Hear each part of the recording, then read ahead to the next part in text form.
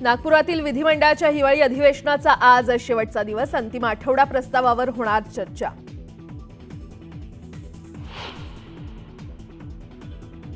भाजपच्या आमदार आणि जिल्हाध्यक्षांची आज नागपुरात बैठक. स्थानिक स्वराज्य संस्थांच्या निवडणुकीसंदर्भात चर्चा केली जाण्याची शक्यता.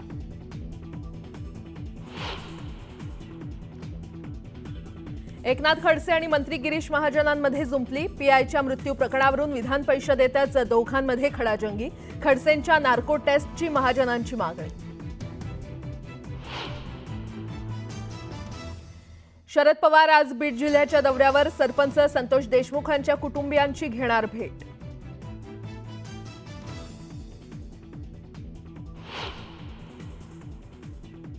संतोष देशमुखांची हत्या व्यवहारातून चौकशीतून सत्य बाहेर येईल. धनंजय मुंडेंची प्रतिक्रिया.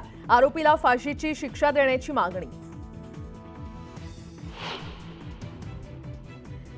सरपंच हत्या प्रकरणात टार्गेटवर असलेला वाल्मिक कराड नागपुरात फार्म हाऊसवर लपलाय. अंबादास दानवेंचा खळबळजनक दावा. राज्यात थंडीचा कडाका कायम. पुणे, नाशिक आणि छत्रपती संभाजीनगरात तापमानात घट होण्याचा अंदाज.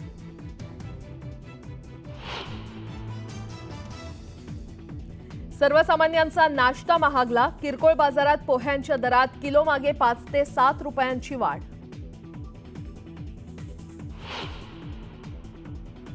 देखभाल दुरुस्तीच्या कामासाठी पश्चिम रेल्वेवर आज रात्रकालीन ब्लॉक. तर रविवारी मध्य आणि ट्रान्स हार्बर मार्गावर ब्लॉक घेण्यात येणार.